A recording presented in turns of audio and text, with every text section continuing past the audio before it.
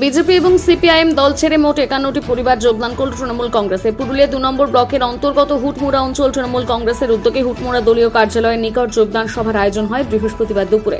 জেলা তৃণমূল কংগ্রেস সভাপতি সৌমেন বেলথরিয়া এবং জেলা যুব তৃণমূল কংগ্রেস সভাপতি মেঘদূত মাহাতোর উপস্থিতিতে যোগদান সভায় অঞ্চল এলাকার বিভিন্ন গ্রাম থেকে মোট 51টি পরিবার তৃণমূল কংগ্রেসে যোগদান করে। তাদের হাতে দলীয় পতাকা তুলে দেন জেলা তৃণমূল সভাপতি, হুটমুড়া অঞ্চল তৃণমূল কংগ্রেস সভাপতি পঞ্চানন মাহাতো এবং গ্রাম পঞ্চায়েতের উপপ্রধান শেখ ইমাম উদ্দিনের নেতৃত্বে এই যোগদান সভার আয়োজন করা হয় বলে জানা যায়। সভায় অন্যান্যদের সঙ্গে উপস্থিত ছিলেন পুরুলিয়া 2 নম্বর ব্লক তৃণমূল কংগ্রেস সভাপতি সিদ্ধার্থ মাহাতো, পুরুলিয়া জেলা পরিষদের শিক্ষা সংস্কৃতি স্থায়ী সমিতির কর্মাধ্যক্ষ সরজিৎ মাহাতো সহ ব্লক এবং অঞ্চল স্তরের তৃণমূল নেতৃত্বরা। এবং আমার খুব ভালো লাগলো এবং মমতা দিদির যা নীতি তাতে খুব আমার ভালো লেগেছে। কি কারণে যোগদান করলেন? আমি ওদের নীতি ভালো নেই, এই জন্যে।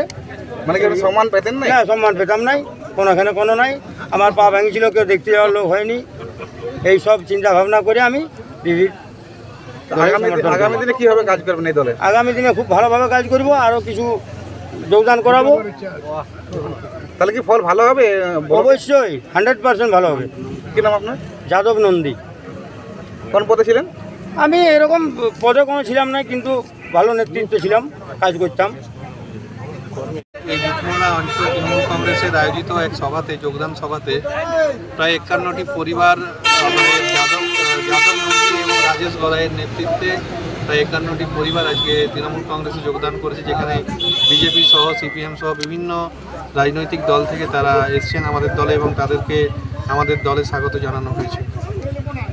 বারবার এই পুরুলিয়া বিধানসভা হারে আসছে তৃণমূল, কীভাবে যোগদান জগাবেন এবছর?